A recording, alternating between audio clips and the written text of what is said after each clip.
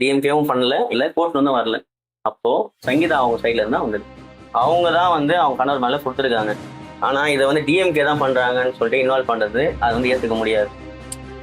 அதே மாதிரி தனி மனித தாக்குதல் நீங்க பண்ணக்கூடாது சொல்றீங்க, நானும் பண்ணக்கூடாது அப்படிதான் நான் நினைச்சேன். ஆனா அவங்களோட மனைவியை வந்து ஐடி விங் போட்டு அந்த அளவுக்கு பாக்குறாங்களே, அப்போ அதை யார் கேட்பா?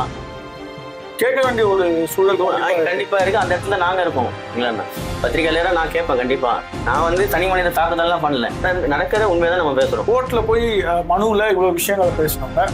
அதை வந்து வெளியே பொது வெளியில கொண்டு வர வேணாம்னு நினைச்சிருக்காங்க. விஜய் நல்லவர் கெட்டவர் அந்த தனிப்பட்ட நபருடைய அது ஒரு பக்கம் வச்சிருக்கோம். ஆனா இந்த பெட்டிஷன் வெளியே வர்றதுக்கு என்ன காரணம்? ஒரு பெட்டிஷன் டைப் பண்ணி எடுத்துட்டு போய் கொடுக்க முன்னாடி ஒரு ஜெராக்ஸ் காப்பி வந்து நம்ம எடுத்து வச்சுப்போம். நம்மளுக்கு ஒரு காப்பி ஆஃப் டாக்குமெண்ட் ஒன்று வச்சுப்போம். அந்த வகையில கோர்ட்ல கொடுத்ததுக்கு அப்புறம் கோர்ட் வந்து வெளியில வந்துச்சுன்னா, ஏன்னா கோர்ட்ல சீல் அடிச்சிருவாங்க. கோர்ட்ல இருந்து வந்துச்சுன்னா, இப்போ டிஎம்கேன்னு சொல்றீங்க, அவங்க வந்து வெளியிட்டு இருக்காங்கன்னு சொல்ல வரீங்க. அவங்க பவரை யூஸ் பண்ணி வெளியிட்டதாக இருந்தாலும் கோர்ட்ல இருந்து வந்தா சீல் அடிச்சிருக்கும்.